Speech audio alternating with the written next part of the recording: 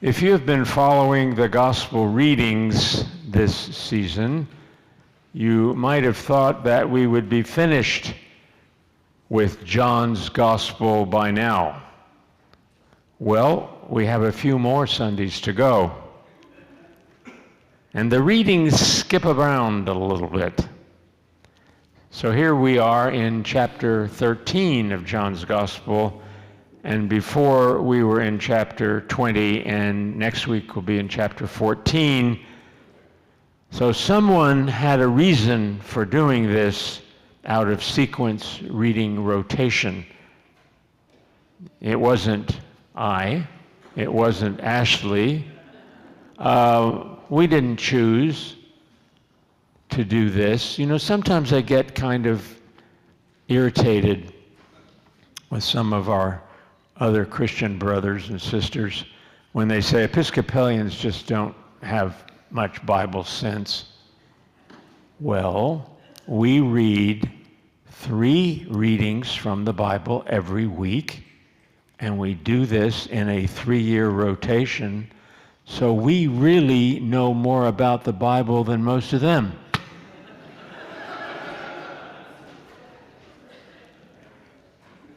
Today, Jesus is on his way to the cross, and on his way, he makes a long pause to give his followers final instructions how they are to continue to follow him.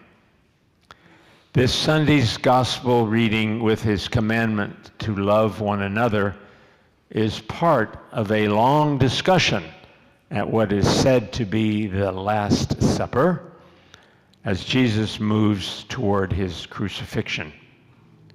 There is absolutely nothing chronological about this, as we are already on the 5th Sunday of Easter. The crucifixion and the resurrection chronologically happened a long time ago. Well, John's gospel, just like all of the New Testament, is post-Easter. It's written after Easter and all these things that happened. The writings and the church look back at Jesus' presence in the resurrection. And the church looks forward, trying to figure out how to live into the future, much like how we live, trying to figure out how we are to live today as Christians in the world. That is the Easter question. How should we live?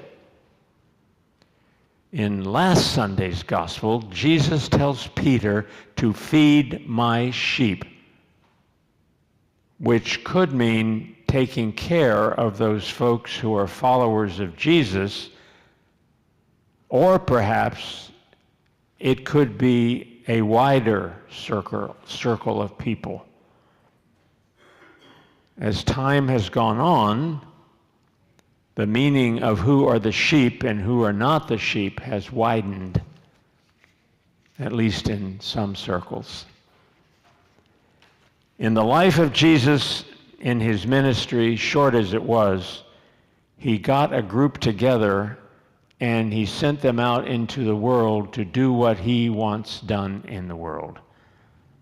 This is the beginning of what is the church. This rather motley, small group of what appears to be men only, although last week we heard of a woman, Tabitha. Yes, yay. Yay, good. All righty. Well, this is about you. So, she was, according to the writings, a woman, and she was called a disciple. She didn't have any business card that said she was a disciple, but maybe that just got lost in the mail or something. But she was referred to as a disciple, female disciple. At any rate, Jesus got a group together that was the church. And Jesus always operated in a group, and that appears to be the toughest part of being a follower, being part of the group. It isn't easy, it's not easy to be a follower of Jesus with his constant insistence to love your neighbor, to turn the other cheek, talk about sacrifice and witnessing. And what about the challenge of being in the company of other followers, being the church? In reality, you just cannot do it alone. No matter what folks say about finding Jesus walking in the woods or on a lake throwing flat stones and skipping them across the top, no, you can't do this Jesus business alone. It's too demanding. It's too difficult. You need to be connected to someone beyond yourself and your family. Nobody does discipleship alone. You need somebody to help you be accountable to Jesus. In today's gospel, Jesus is preparing to leave his disciples and tell them his last important words. He could have spoken to them in words of judgment. After all, they have been rather inept. He knows that they will leave town when the soldiers come to arrest him. But Jesus does not judge them. He commands them to love one another as I have loved you. This is not a suggestion, it's a command. It's not one of those strange parables that we have to figure out. Just like we try to figure out often these parables that Jesus talks about. It's a direct command to love one another. Well, what does that mean? Well, in Greek, there have been a few words which have been translated as love in English translations. And in this context, this word love is Greek for agape. And it means to care for.